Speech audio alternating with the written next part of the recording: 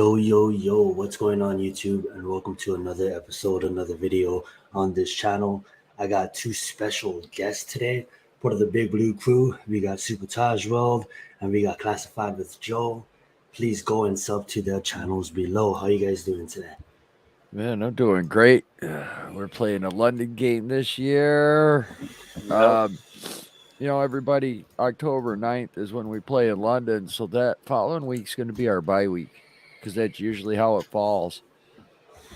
So we got a little idea of what our schedule is going to look like. That's a good buy. You know what I'm saying? Yes, Yeah. Absolutely. I like the timing. It looks like we're gonna have an early bye week this year. Sub Deception.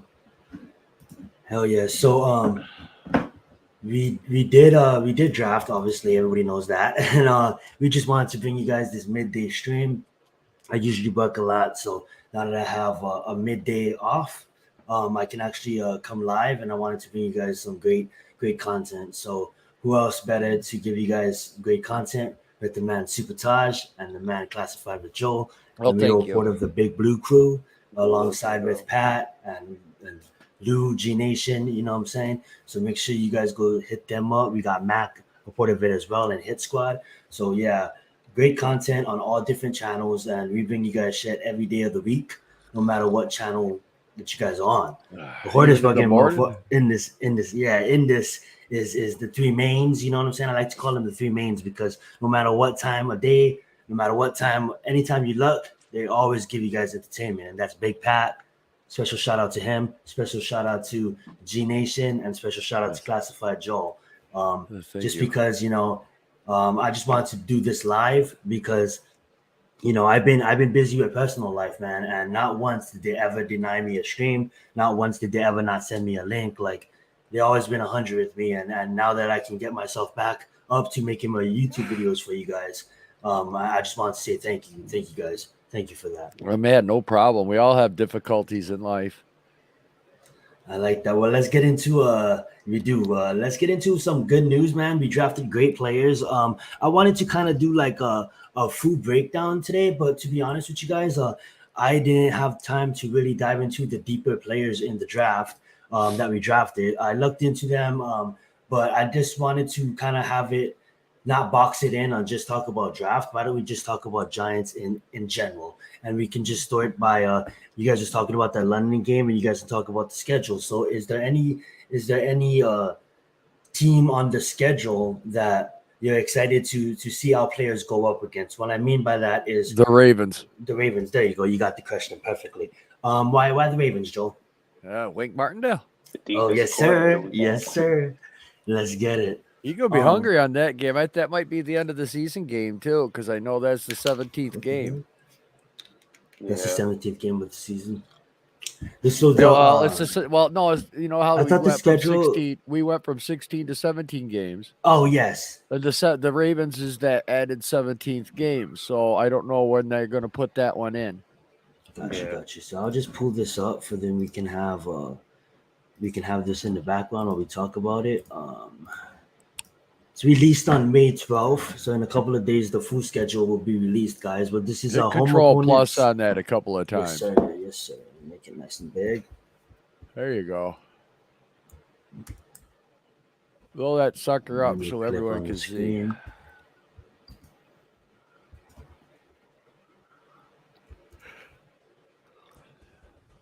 For some reason that's not working. Maybe I should stop sharing it, enlarge it, and then share it. Modern technology, isn't it a wonderful thing? Yeah. Mine screwed up. That's why we were late. You good? It's not the reason why we were late. I don't know if I have my Zoom locked. What is going on? I have no idea. It's not my computer. Oh yeah, I know. I was talking to myself that far. Out loud. I know. I do it too. Let's just the Ravens game is the one I'm looking forward to the most. Wink Martindale, Lamar. It's a real test for the Giants. I'm hoping that it is a game that's later in the season because, let's not forget that we were fourth place last year. We're playing a fourth place schedule. We play all the last teams in the division, maybe a couple of other big teams, and I want to win a game like the Ravens because if we do manage to pull off 8, 9, 10 wins this year, a win against the Ravens means that we're climbing out of that gutter that this team has been in for the last 10 years. There you go. True that. That's what I look at. I'm sick and tired. I don't want people to say that we're like the Eagles and we can only beat bad teams like the Eagles did last year. I don't want that BS. Yeah, they beat no good teams last year. Right. Nobody over 500. If we do, we've got to beat beat them. What's that, Taj? And we beat them last year. That's yeah. We beat them a game. Lost to a 4-12 team. For real though. I don't know if Daniel Jones would have played that second game. We might have swept them last year. I don't know. This year we're gonna. Let's take now that let's get back to the schedule. Let's talk about this real fast. So like, we got the Eagles grabbing AJ Brown, right? What's up, Gil? Rick, welcome to the stream, bro. I'll drop the link if you want to call in, bro. If you're busy, it's all good, but thank you so much for supporting and stopping by, bro. Rick's a great supporter. Yeah, Taj, aren't you supposed to be in school? Hell no. Yeah, right. But if you want to call in, bro. That being said, with them grabbing AJ Brown, what's your guys' thoughts about Bradbury now? Do we keep him? Do we trade him? I worry about AJ Brown. He was hurt last year. He's older. Okay. He's got that big money contract now. Do you see him going anywhere after this contract with the Eagles? What, 4 years? 4 years. Me personally, I'm a fan of AJ Brown, and I think AJ Brown is now the best receiver in the NFC East. I like CeeDee Lamb. He's a playmaker. But at the end of the day, if you look at it, like I think we have a receiver on this roster that could take that title from him. I'm not saying he's a bad player. Oh no, but what I'm saying is his age catches up with everybody, and so does the injuries. Absolutely, and I didn't mean to do that to you. I wasn't trying. No, you're fine. Yeah. Here's the thing, though. I think we have Tony that could emerge as a playmaker in this league. But that being said, AJ Brown, totally understand where you're coming at with your point. He's injury prone, right? So we don't know if he's going to stay healthy the whole year. But here's the thing. When he's on his A game, we can all agree that he's one of the most dominant receivers in the league. And well, yeah, that's why the Titans grabbed him, but it didn't work out for the Titans very well. True. Do you think that we I think we have like about I could be wrong at the numbers, so correct me if I'm wrong. I think we have to clear about like 12 million, 13 million to even sign our draft picks.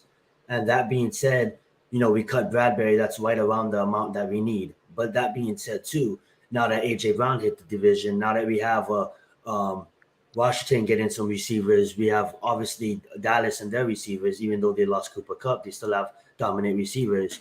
Do you feel that Bradbury now stays, being that we have all these receivers to cover? And I believe in Adoree Jackson. I think Adoree Jackson could be our number one, and I think Robinson could be our number two.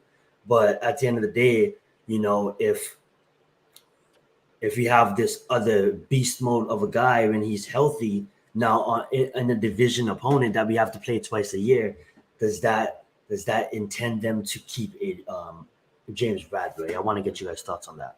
You're gonna find out here soon, because I think tomorrow is the last day. They've got to have the cap down. That's true. Isn't it the 5th of May? They got to have this all figured out. I'm not too sure on the numbers, what day it is. I should have been more better on looking it in. But if it is the 5th, then yes, it is tomorrow. Right. Mm-hmm. So they got to get something figured out. As far as Bradbury goes, I'm not concerned about it. Mm-hmm. Look, we're a young team.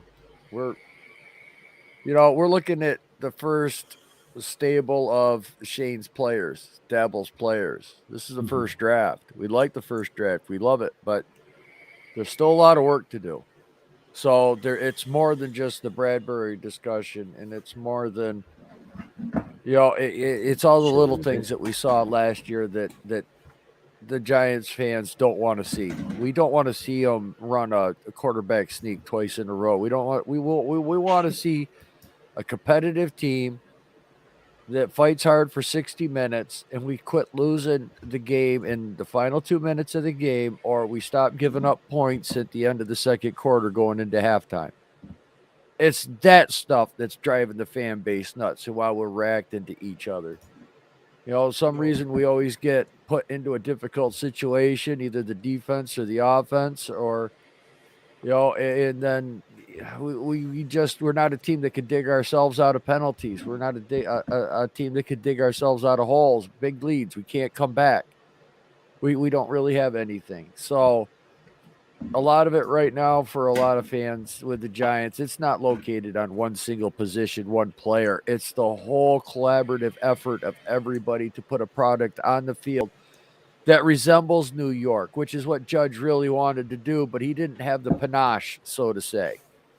Joe Judge just didn't have the pull, the authority, the experience, the establishment to stand behind, to stand on like Dabble and Shane have right now. I mean, they come from winning cultures. Even our OC, Mike Kafka, they come from a winning culture. When you come from winning, it's easier to understand what's going on with the team because now you've got leaders in there that you got confidence in.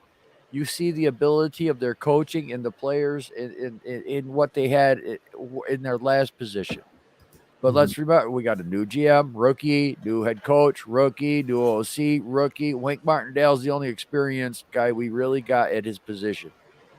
That is true. So Wink Martindale might be a bigger influence on Kafka and Dabble than what we actually realize, because that's one area of the field that Dabble really doesn't have to even look at because he's got that guy. He's got that experience. He's got the knowledge over there.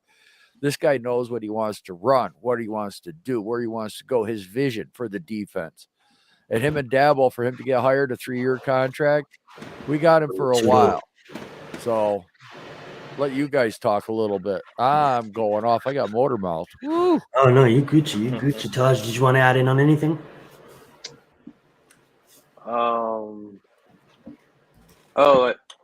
Just a little bit. Thoughts on the game?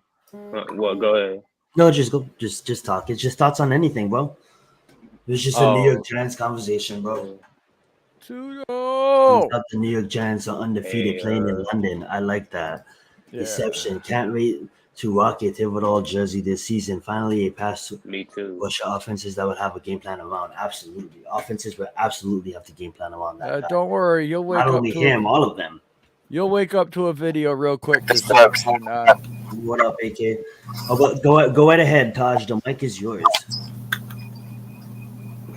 The one thing that I'm excited about with this team is obviously the draft, where we got Kayvon, we got Evan Neal, we basically got our 2 home run guys in our squad, and that's like pretty much, it's unbelievable. I mean, hey, like if you had to tell me like 6 months ago that we were gonna get Evan Neal and Kayvon Thibodeau, I mean, I would have told you that you're a liar, basically. I mean, hey, I still can't believe that we got those guys, man. Like pretty much as our cornerstone guys in the trenches. And we pretty much have a foundation like right now. On the offensive side with Evan Neal and Andrew Thomas, and then in the defensive side we got Kayvon Thibodeau and Azeez Ojulari. So that's Rick, like pretty much our foundation right there. So Rick, I thought your middle name was C, like the ocean, SEA. I was what's up, Mac? I was super excited too when Kayvon fell to us, and when we got the opportunity to grab Neal at 7. Like you said, Taj, it was a dream to me. Like I'm like, is this a draft or am I gonna wake up to this? A dream? You know what I'm saying? And that being said, when Joel and Taj was talking, we had 2 new guests join. We had Logan from LGC Productions. What's up, Logan? And we had AK. Make sure you guys go check out their channels as well. I'm gonna ask Logan a question first, and then I'm gonna ask a question to AK. Logan, what game are you most excited for this season? I'm gonna go with Green Bay. I think that's gonna be a really good test. Adoree Jackson versus Christian Watson. That's going to be a really good test, I think. I can't wait to see their pass rush versus our offensive line because, we got 2 rookies on the O-line now, or 3 rookies on the O-line now, depending on who starts. I'm excited to see Neal versus Rashawn Gary. That's going to be a good matchup on the right side. And I want to see how Daniel Jones can do versus that Green Bay secondary, if he's even started at that point, because Tyrod Taylor might be in the season by that point. But that's my most anticipated game. Green Bay is going to be a good test for us. I like that. And AK, as you know, we're both teams are pretty similar. Even though your team made the playoffs last year, both teams are trying to get a foundation for the quarterbacks and get a team around the quarterbacks. What is your thoughts on the improvement of Jalen Hurts from last year to this year with the addition of Brown? What is your expectations for your offense this year? Well, in all honesty, man, my expectation is following my coach and quarterback now. Howie Roseman did nothing but do what he was supposed to do and get my team weapons and put people around him to win and to be successful. And, so it all falls on Jalen and Nick now. You guys got to come out here and do what you said you were going to do and, just be the best versions of yourself you can be and win games, and everything will fall into place. You guys are a year behind us. You were in our situation this year that we were in last year, so I have us being 1 because we are a year ahead of you, and you guys being 2 in the division, Dallas being 3, and Washington obviously at the bottom again. But I believe both of our teams made tremendous steps this offseason to get way better. And I think you're going to start seeing, them early 2000 football games again between us 2. Ooh, I like it. I like it. Hard hitting, run right up the gut, run it down your throat. And hey, I just got one question for AK. Yeah, I'm stoned. Well, no, yeah, I am too. Okay. Okay. I just want to know if you guys are gonna. You better bring a bigger watering can this year. God damn it. That's awesome. What am I talking about? Your coach watering your team. Oh, I'm not even thinking about that right now, man. I was like, you threw me off with that. Yeah, no, listen. They did. We had 9 wins last year. There's no reason that this team should not be at 11 or 12 wins this year with everything we've done. Okay. You guys had 4, right? I have you guys slated to have between 7 to 10 wins this year. You guys have done a really good job. And I think, you will squeak into the playoffs because Dallas is going to allow both of us to do it again. But realistically, AK, it's a serious question, not a BS question. Yeah, go for it. Because last year, not beating a team above 500, were you at all with the way last season went? Because we're looking at the same scenario where we might win 8-9 games against teams that are below 500.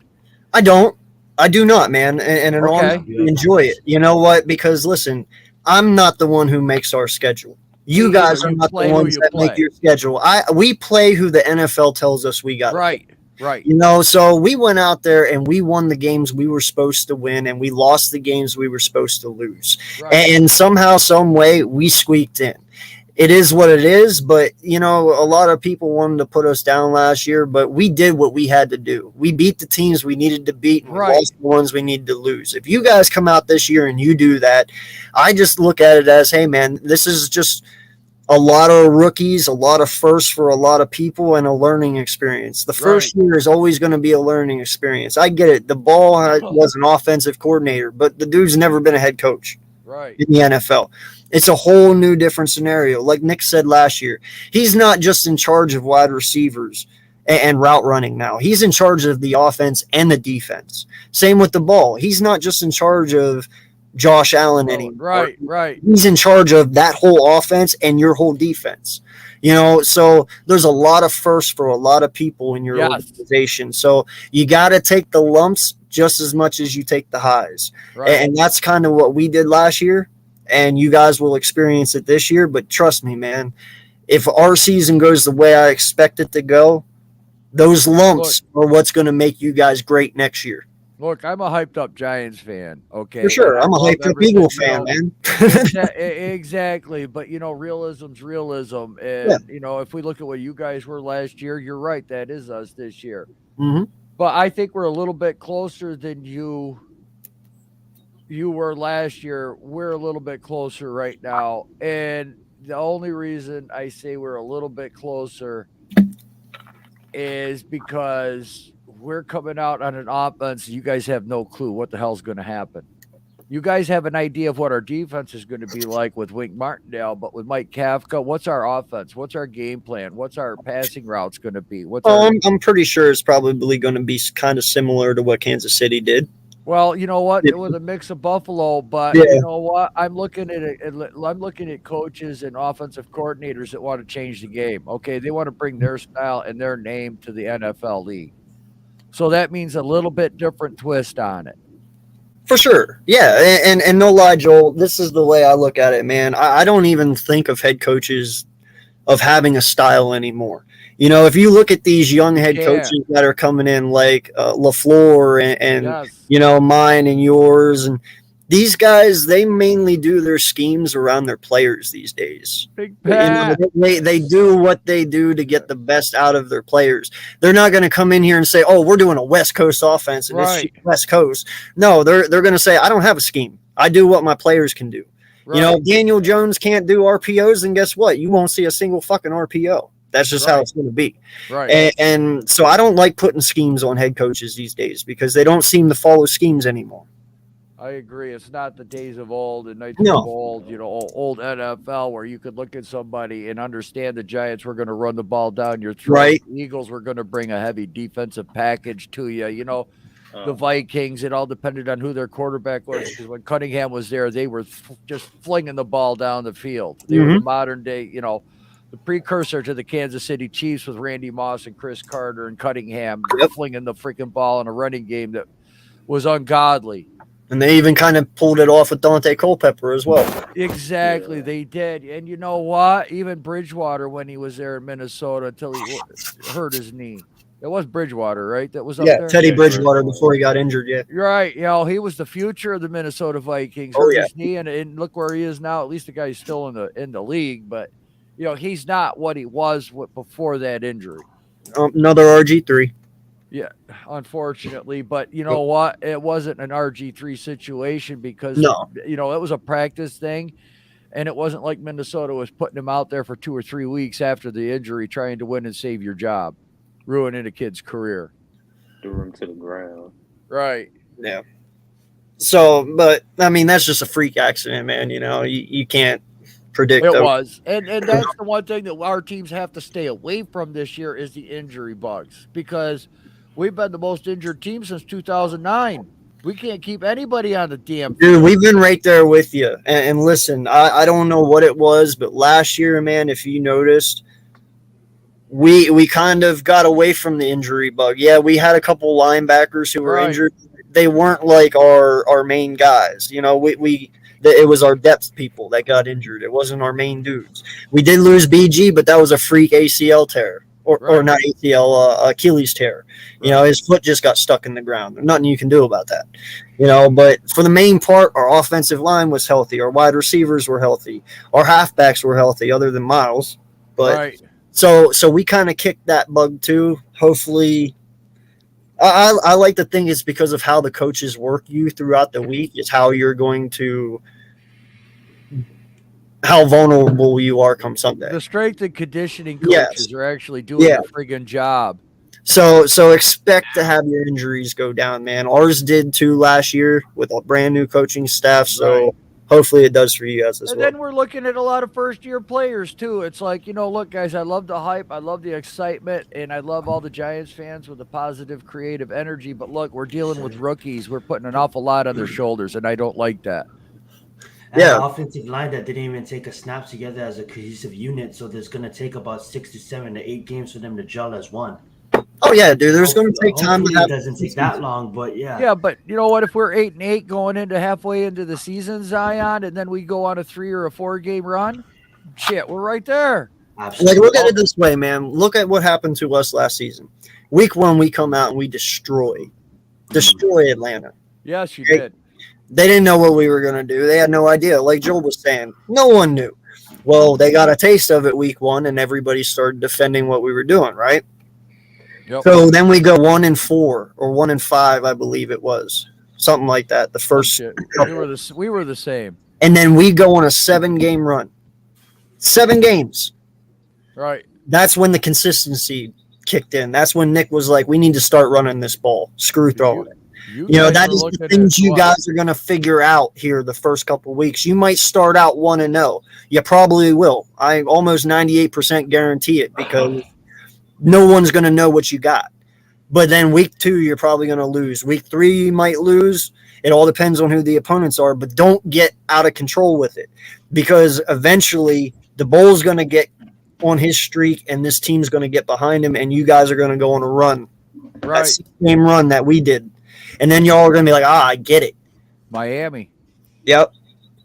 Exactly. So you got to take the lumps. You really do. But not the outcome of it is going to be amazing. Trust a bomb comment by Blue City. Like I said, not to fail Kayvon Thibodeau like we did OBJ. I'm not worried about that because of the culture and everything that's here right now. Absolutely. I mean, all the rodents are getting scurried from the nest, so to say. Joe Shane put his poison out, and he got quite a few rats with that. So I'm waiting to see if anybody else gets let go today.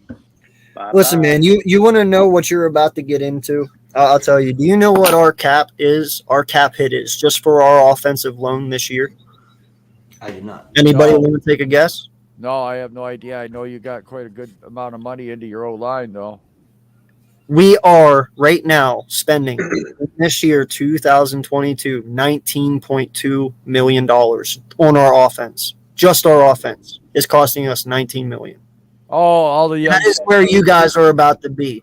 You're going to have. Was a pretty good. You're about to have a quarterback, whether it be Daniel Jones or whoever. Listen, even if Daniel Jones ends up being good for you, if you extend him, you're not going to have to pay him $40 million because he hasn't played as a $40 million. Right. Right. With us, if Jalen Hurts plays out this year and we extend him, we're not going to have. We might pay him 25 to 30, the same way we do with Daniel, 25 to 30, which ends up only being what, $8 million a year. Even 32 or 33. Yeah. You know. So this is the way I'm looking at it. You take advantage of what you have right now. You know, yes, you are paying $72 million to Galladay. That does suck, but. We can get out of that next year. You can, exactly. But the point is, the younger you get, the less money you're going to have to pay. And when you only have $19 million just on your offense, imagine what that's going to open up for us next year. Imagine what that's going to open up for you guys next year. Well, with that $100 million, that $100 million we get next year is going to be exactly. Really helpful. That's exactly what I'm talking about. And that's what that's what these fans really ought to be looking at is next year. Let the guys get the kinks, the bugs, work in their program, get their strength training. Okay, because even next year we're going to have changes. We're supposed to be going to grass, so that's going to affect the style of play. That's going to affect the players too. Because are you guys really going to grass? Yes. Thank God. Yes, that's the rule. That's the rule. Dude, I'm tired of ankle injuries on that game field, man. Seriously. And you guys got to play on it more than we do, which sucks even worse for you guys. It's our last contract with that artificial turf. It's the last year of the. All right, Vincent. Thank you for stopping by. Yes, Vincent. Tallahassee. All righty. All right. Continue, guys. Well, I wanted to bring up. I wanted to bring up this.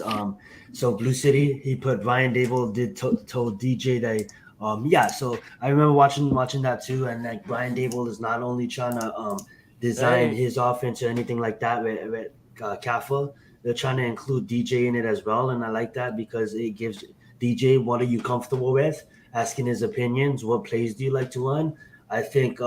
Last coaching staff here did the same thing with him. Maybe not to the extent that Dable is going to do, but I like that. They didn't do anything like that. All they were worried about is DJ turning the ball over. And let me tell you something. Blue City, what he put right there, when he said Daniel aired out, Bill Parcells told Phil Simms the same thing. I don't care if you throw 5 interceptions today. Oh, okay. The same thing. Parcells did the same thing with Phil Simms. He said, air that son of a Yeah. bitch out. I'm tired of this. Either throw it downfield or I'll find somebody who can. Phil Simms threw it downfield. Yeah. Well, that's what I said, man. I don't like labeling anybody with schemes these days. You know, not even a defensive coordinator. You know, like Gannon, for instance, us. Now, I don't know how Wink is doing for you guys. I know Wink has his own philosophy. He is number 3 in blitzing in the NFL, so I expect a lot of blitzes coming from you guys. But I don't know if he sets up his defensive scheme based on his players, or if he gets his players to play his scheme, or if everyone can play his scheme because it's just that crazy. I don't know, but I know his system off of his defensive players as well. You know, like he does have a scheme, but he bases that scheme off of what his players can do. So Yeah, nowadays you gotta adapt from Yeah. the game. and that's offense and defense these days. Mm-hmm. Absolutely. You do the Clint Eastwood thing in Heartbreak Hill. Let's go on the room. You Let's think go. we're taking cold showers at 5 o'clock in the morning, sunshine? You're completely wrong. Pain. You actually sound like that. That's a good one. I like it. Let's go around the room. Let's start with AK. Outside of the first 2 rounds, what is your favorite player you guys drafted? Outside of the first 2, well, hell, man, that's Nakobe Dean. Easy. Dean. Like, listen, this guy was a top 15 talent in this draft, and somehow we got him at 83. I don't know. It is what it is. Trust me, I honestly believe Howie started that shit. I'm not going to lie to you. The whole Somehow, some way, I think that injury shit was Howie making it fall. It's not the injury that's the concern. It's him refusing surgery. Well, dude, you Yeah. got to look at it this way. How many games did the kid miss? None. So it obviously isn't that damn bad that he can still play. That's the way I'm looking at it. But I think it's either the that or point he's of one tough son of a get bitch. surgery before it gets worse. What's going to Then happen? you can He's play going to through play it. this year, Zion. He's going to play this year, and he'll get surgery next offseason. But here's the thing: he can't. Like, I think it's the thing of teams don't like him denying surgery is to the point where teams are like, "Yo, your body is important. Just go get that fixed." You know what I'm saying? And Well, being that here's he what wants you to play- guys are. Well, and here's the thing, real quick, though, on that. Here's the thing, though. We did bring him in for a physical, and even our doctor, our Philadelphia Eagles doctor, said it didn't need surgery. So I'm going to go by what our physician said. You know, he looked over him, and he even said that. So Let's not forget Nakobe Dean. I don't know what his religious aspects are, but there are some religions where you're not allowed to have your body cut into. that is true. Oh, Yeah. that is Oh, true. yeah. I like So, let's look at that way too. All right. We don't That's a know. good point. I'm not trying to say that is the reason. I'm just saying outside. It gives let's another look at thought big process. picture. I Right. like keeping an open mind to everything. I like Right.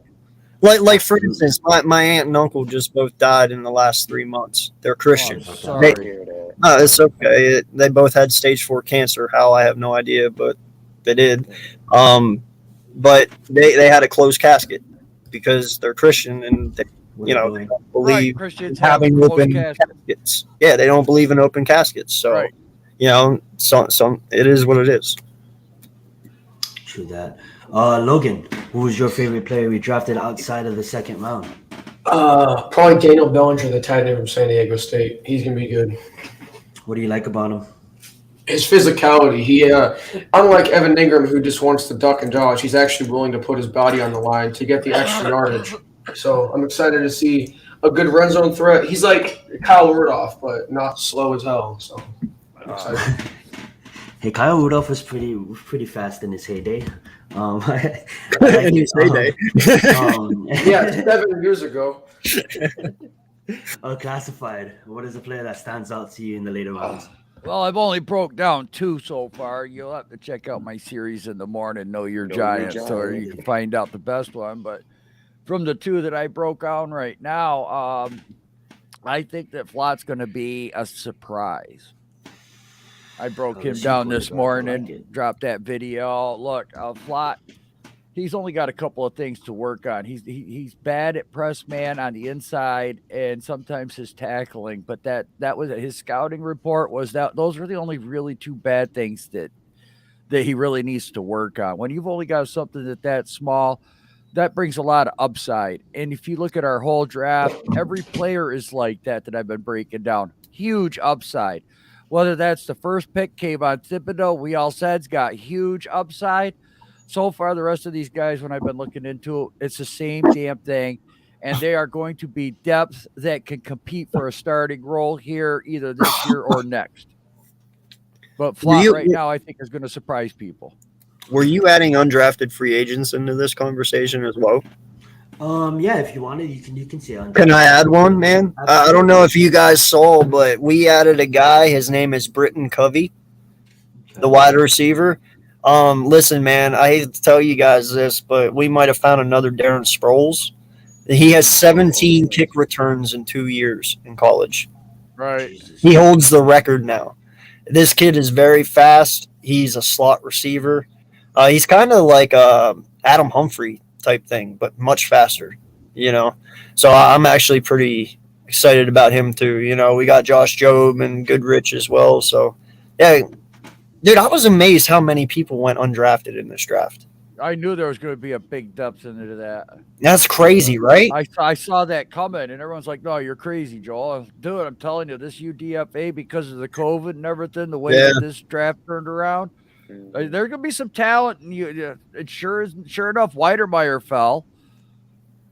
And no one went halfback, really, man. Like, no one went halfback. Right. It was ridiculous. From recent years on how much halfbacks was taken to this year. Right? Yeah, that's crazy. And then pick one quarterback and pick it in the first round. Malik falling into the third. I like it how no NFL teams reached on their QBs. Knowing that next year everybody knows that it's going to be a better QB draft. You notice that these NFL teams didn't really attack, like reach or go after a QB. It's kind of like I loved it how like the first 5 picks was all defense. You know what I'm saying? It's the first time in a long time. Taj, what player did we undraft, unrestricted free agent that you liked outside of the first 2 rounds? Wanda Robinson. He was the second round. Yep. Well, you can talk about him. Talk about Wanda. Let's talk about him. Yeah, Rondo Robinson. What's up, Meet the Mets? Thank you for joining. We got him because like he just fits our scheme, and we pretty much like got a plan for that. Like when we gonna be doing these like 10 personnel, 4 wide receiver sets with no tight ends on the field, pretty much Wanda Robinson is gonna be the one that's on the field more than Darius Slayton, because I know Wanda Robinson is more talented than Darius Slayton because of his route tree and stuff like that. So, and like the fact that how he's played like 1 year in Kentucky in the SEC. Just actually like does good for him because like his 2 years like playing in Nebraska, I think he played in, like he wasn't like really being used correctly. Nebraska. Yep. He wasn't really being used correctly until like he went to Kentucky. He actually put up some records, and he put up some numbers, put up some records and stuff. And I can't wait to see what he does in this offense. Absolutely, and I'm gonna have to follow up with what Joel was saying. I'm on Cop Joel's. I just think this guy went under the radar, being that Sting Lee was so dominant that a lot of the attention was on him. And yes, this guy is not polished, but Flott has a lot of stuff to clean up on, but not that much. And to be honest, I didn't really know who this guy was. I didn't really do that much research coming in. I only kind of looked at players I was going to be taking in the first three rounds, and his name wasn't popping up on my in my hemisphere. But that being said, as you drafted him, I'm going to do more research on him. I'll probably go watch that Joe video. You guys should go check out Classified's videos as well. Channel down in the link description below. But yeah, it just our cornerbacks lately that we draft early hasn't been worked out. But if you look at it, the cornerbacks that we drafted in the later rounds, is kind of, it's not working out fully, but is kind of showing production and showing potential. And that being said, he's another cornerback that can come in and that can compete for that that slot corner, or that second string cornerback job. But if you keep Bradbury or Dory Jackson Robinson and you add him, and just our depth at that position, our depth at that safety position, knowing how Wink Dale wants to use his offense, I'm still questionable about our second linebacker in the middle. But with Kayvon on the outside, we got Aziz, we got Dexter, we got Williams to rush. It's going to help these cornerbacks and these safeties out a lot.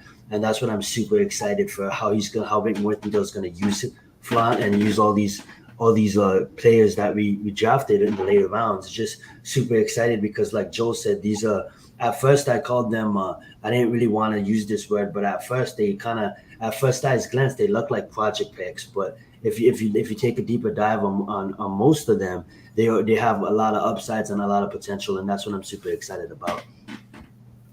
Absolutely. Well, hey, man, I appreciate you having me on, dude. I'm going to get out of here. I got to absolutely get in and take care of myself. So, right. AK, thank you. And I know what that's like. AK, man, it's great chopping it up with you. Yes, sir. Always, man. It's always fun. I'll see you guys later. All right. Take care, man. I wanted to get back into that Robinson discussion. We have Tony, and word on the street is, Tony's going to stay. Tony's going to be a part of this team, and that makes me extremely happy because when you watch the guy get the football, if he stays healthy, this guy could be really a dynamic receiver in the league, and he could. It's up to him, man. If he wants to go out there and take it and seize the moment, it's on you, Tony, to seize the moment, because you can really dominate this league if you seize the moment. So hopefully he does. Now with him. Kadarius Tony BS, that was a Joe Shane smokescreen. Mm-hmm. Yep. That's exactly what it was. He's like, okay, I need to find out who the weasel is for Pat the Weasel scumbag Leonard. Yeah, for Chris Petty to get his ass out of here. Bye. Pat the rat. Now you'll become a reporter for the Daily News too, Pettit. That being said, what Taj was saying, man, with Robinson and not to talk, guys, sorry, with Robinson and Tony being on the field, you are not going to depend on Daniel Jones holding the ball long. It's get the ball out of your hand, put the ball into the receiver's hands, and let the receivers do the work. Put the ball into Barkley's hands. Let Barkley do the work. Hopefully, we never seen Barkley behind an offensive line. A legit offensive line, and we don't know if this is going to be a legit offensive line, but we're in the right direction. So I'm going to go with what Big Pat says all the time. Scheme matters. Absolutely. And that's a big thing about our offense the last couple of seasons. Like, what was our scheme? Everybody knew what we was going to call before we called it. It was messed up. It was BS. It was depression to watch. It was fundamentally broken.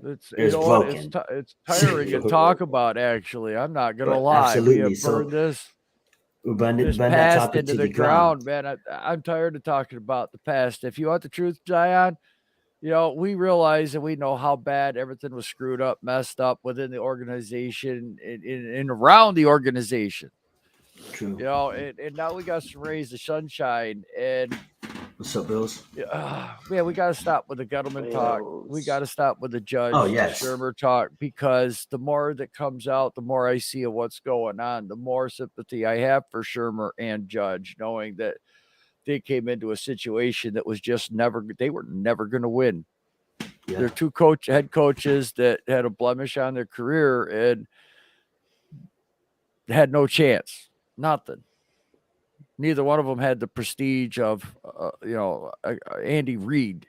You're not going to, you got to get that guy to change around what happened. We need to get on track with the future, though. Everybody, fan base, us as YouTube content creators. Yes, sir. And that would bring me to my next point I was going to make. So after, we got Robinson, we have Tony. That's going to be really exciting to see them work on the field at the same time. We have some tight ends that could go out there and block for us, and they could go out there and get the ball in the red zone. We have Galladay to get the ball in the red zone as well. Wales, thank you. What's up, Slay? That being said, let's turn to the future, like Joe said. Yeah. And I'm going to ask all the panel this question. I want the panel's opinion. Who do you guys are most excited to see both on the offensive side of the ball and the defensive side of the ball? I excluding obviously for the defense, everybody's excited to see Kayvon. So let's exclude Kayvon. So what do you guys what do you guys feel? Offensive and defensive. I can start it off. I'm excited to see Xavier McKinney. I was gonna say Aziz, but I'm I just think that with the line, that the way I'm projecting it to pan out, I think Xavier McKinney could have a really big year in Mick Martindale's system, and that's the player that I'm probably most excited to see. That's the player that I'm yet to get his jersey. Maybe I'll get it here eventually, but that's the player on defense that I'm most excited to see. And then for me, I was gonna say Berkeley on offense, but I'm gonna absolutely say Daniel Jones because I I I haven't been. I haven't been kind of like fair to Daniel Jones lately, but at the end of the day, I was just sick of the whole like the past. I was just sick of the past. I don't want to get into the past. But that being said, I want to see this guy perform with a team around him, and it's a team game. And I want to see this guy go out there and hopefully have a pretty decent year and do it. You know what I'm saying? I want to see him in a clean pocket and throwing the ball and comfortable. I want to see Daniel Jones comfortable. So I'm excited to see him play. Whoever wants to take it next, you can take it. Joe. Taj. Taj. Yeah. Taj, how about you go? Yeah. The player that I'm excited to see on offense, or players that I'm excited to see on offense, is number one, Daniel Jones. I mean, look at my name, first of all. Just look at my name. I love it. Hashtag let Danny Dime and Saquon. Run Saquon run. Hashtag that. No, we finally get to see like those two guys get a fair chance. For Daniel Jones to have some time to like read through his progressions and stuff, because we got our bookend tackles and Saquon. We could finally have some big holes for him to run in this offense, and which is like two of our like most important guys like on our team, and yeah, the player that I'm excited to see on defense is Xavier McKinney. I think Xavier McKinney will thrive in Wayne Martindale's defense because he's improved his instincts. He's improved like his willing to tackle and stuff like that. So, and yeah, I'm excited to see him too. I love it. I'm gonna say Julian Love on defense. I think he's gonna have a really good breakout season in Wink Martindale's scheme. And on offense, this one's tough. I'm gonna go with Wan'Dale Robinson. I think he's gonna have a pretty decent rookie season. I like that. Nice. So who am I paying attention to the most on the offensive side of the ball? I can't point at one player because it's been atrocious for so many years, but I want to watch the offensive line. I like that. Okay, Oh, yeah. I can't specifically say one player because Galladay's going to come out in a different attitude. You know, Kadarius Toney's got a season under his belt. He's going to come out in shape. He's going to know what it takes. Barkley, I'm expecting big things, and Jones big things. So, the wide receivers outside of Wan'Dale, I know what they are. But the offensive line, I don't know what that is. And on the defensive side of the ball, I got to go with two people because we picked up Dexter Lawrence's fifth-year option. What does Wink Martindale have for him? And what is Kayvon Thibodeau going to do for Leo Williams on that right side? What is going to happen over there? And look, Thibodeau's not going to be just a pass rusher. He can drop back in coverage.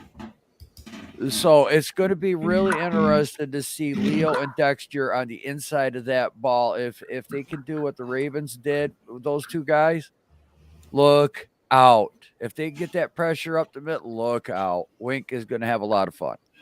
Absolutely. Man, Kayvon, Dexter, Williams. Right. Aziz. And I'm not taking away from Ojolari either on the left-hand side, but it's just that Leo, we were like, well, Leo didn't get $20 million. He wasn't worth it. There was a lot of, disappointment into him, but the guy was balling. That's the thing. He did a lot of things that you don't pick up, like casual fans won't pick up on. Right. Yeah. That pressure counts, and that counts a lot in this game. Does. Absolutely. Hell yeah. Everybody got any topics? Tyrod Taylor's going to steal Daniel Jones' job by week 6. Hey, no, he's not. No, he's not. And I ain't Stop talking the about negativity. quarterback. Oh, my Yes. God. Yes. I got a headache just thinking about that. Oh, the quarterback talk. Oh. It's the most important position. Let's talk about that. Oh my God, that big old tight end we had last year. He played and caught a touchdown and got hurt. The one that was on the European League, or what guy? What's his name? Yeah, and the running back Platzgummer. Yeah, Platzgummer. I like him. That's the running back, but there's a tight end we got that's like huge. That Austin Allen. Is that him? You talking about the undrafted tight end we got? Yeah, last year it made it into a couple of games. It got hurt. His knees taken out. Oh, wait. No. Yeah. Yeah, Taj John? Rising. Yeah, Rising John. It's Rising John. Yeah. Yeah. Let's talk about those two guys. They're still on the team.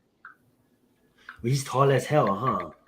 Huh? Well, you know what? Rising John is super tall. Yes. Red zone threat much. We picked up Platzgummer for another year, so does he get some playing time this year? Is he ready to go out there he was the top running back in Australian football, not the rugby, but the real football where they play with the pads and the helmet.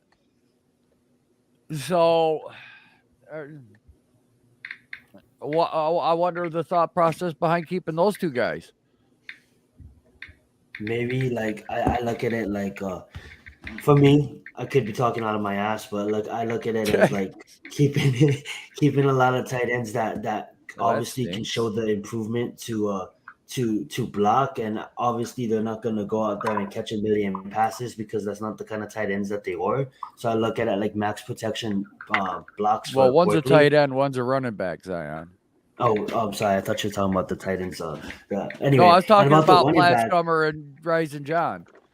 Got you. Rising John, the tight end, and Platzgummer being the running back. And to be honest, I look at it as red zone threats. For as Rising, I'm not even gonna try to attempt that because I'm not too sure on. No. Yeah, I don't know because we have Barkley, we have Matt Breida now on the roster. I'm interested to see where they're gonna fit in all these other guys because we have a bunch of running backs right on the roster now, and I want to see these guys compete obviously in training camp, but I'm not too sure on how to be honest. I don't really follow his game. Okay. Yeah. All right. Logan, you said you topics. I mean, they're still on the team. Oh no. That's a great topic, being that that these guys shown the ability to, because in the NFL, if you look at it, like if you're not in the top, if you're not a top player, the average lifespan for an athlete in the NFL is 2 to 3 years. Right. And that being said, these guys have competed in training camp multiple times, probably I don't know if we signed them and if they was on the practice squad at one point, but they shown to the ability to stick around. And that's why I'm saying that I'm excited to see training camp, because we have all these guys that shown the ability to stay around, and we have new eyes on them, right? And new eyes being on new coaches. And I am interested. I'm interested, like kind of like what Logan said with Julian Love. You got a player that been kind of still here, going not really under the radar, but showing the ability to stay on the roster. So we have these young players showing the ability to stay on the roster, and that's why I love the topic, because at the end of the day, when we look at the final 53, I remember looking at the 53 last year, and not trying to diss the last coaching staff, but they cut a lot of questionable players that I didn't necessarily think. Who am I to know who they're right there in the building, right? But that being said, like there's a lot of cuts now. I'm like, why did you guys cut him? I didn't understand that. Right? Obviously, this year I'm excited because with all these players that's going to compete and players that was here, players that they brought in, it's just a new set of eyes, a new evaluation process that it makes me excited about how they build out this team. Absolutely. Right. That being said, guys, I don't want to drag it on too long. I'm slowly coming back to YouTube. You guys are gonna get content eventually. I just wanted to say, is there any last topics? We've been going about an hour, and I think a midday hour stream, hour and a half stream is absolutely perfect. Not too long, Okay. not too short. Any other topics you guys want to talk about before we get out of here? May the 4th be with you. May the 4th be with you. Yes, it's Star Wars days. I absolutely love it. What's up, Caleb? We're about to wrap up here. Thank you for joining, though. Mac and Adam is having their breakdown on the NFC East later on this evening. If you guys want to go check them out, What Joel, time? I believe that's might be at 6:30 my time or 6:30 your guys' time. Let me double check on that for you, and it's gonna be over on Mac's channel. You guys can go check his channel out. Upcoming live streams, it looks like 3:00 my time, so it's coming up here in about so 3:00 my time, so 6:00 Eastern. All right. Here in about 3 hours, and then I know that the Big Blue Crew is going to do something tonight. Whose channel is it going to be on? I Classified? don't know. Believe it or not, All right, for the first time, I didn't ask. All right, perfect. So that being said, just keep an eye out for them. You know, it's either going to be on Classified's channel, G Nation's channel, or Big Pat Talking Sports channel. Keep an eye out for them. You guys go ahead, plug yourselves, and let's get out of here. Oh man, Classified 3F with Joel. I do fun food, fishing, frolicking. You know, I work with the Big Blue Crew with Lou and Pat, and I enjoy the company. I enjoy the community.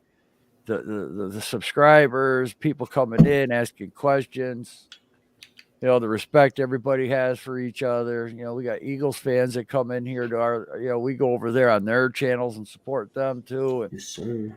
You know, we just a bunch of guys that just love to have fun and stuck our necks out. And here we are on YouTube. Yes, sir. I love it. LGZ Productions, sports content, some of the best highlights in the game. Let's get it. And hell yeah. Thank you guys for watching today. Like I said, a little bit shorter show today, 1 hour, give you guys some nice entertainment. And we're going to let Taj come back and plug his channel, and we're going to get out of here. Taj, we're wrapping it up. Where can these people find you? Is there any final thoughts? We're about to wrap it up. Is there any final thoughts you want to talk about? No, I just came back just because I didn't know y'all was gonna end it off. So you Gucci. Yeah, I was just gonna probably go for like about an hour. And also too, you guys can check Taj out. His link is in the description. Any upcoming videos, Taj, that you want to plug real fast? Any upcoming videos? I mean, I've been making videos like that, and I mean, I only make videos once in a while. So yeah, he's got to get on the ball. Yeah. Hey, but you guys can find Taj on any one of our channels, man. This always comes dropping knowledge. You can catch him on any other Big Blue Crew channels and other content creators, giant content creators on YouTube. Yeah, I can catch me on Twitter though. Twitter, absolutely. Oh yeah, hardest working man on Twitter. Absolutely. That's Taj. Let's get it. Plug your Twitter, Taj. Twitter. Super Taj World on Twitter, I believe, right? Yes. Yeah, Super Taj. That being said, gang, thank you so much for watching. Hey, thanks for having us on, man. Oh yeah, anytime. Thanks for answering the fun. call. It was fun, and like I said, gang, easing my way back into YouTube, and shorter show today, but you guys are gonna get my content coming out soon. And like I said, this is not only gonna be a sports channel. I'm gonna do a bunch of reviews. I got a Moonlight review that I'm gonna do with CJ once that season wraps up, and other topics around the tech world and things like that. But mainly, main topic first is sports, is the New York Giants football, and me as a Miami Heat fan, we're tied 1-1 with the Sixers.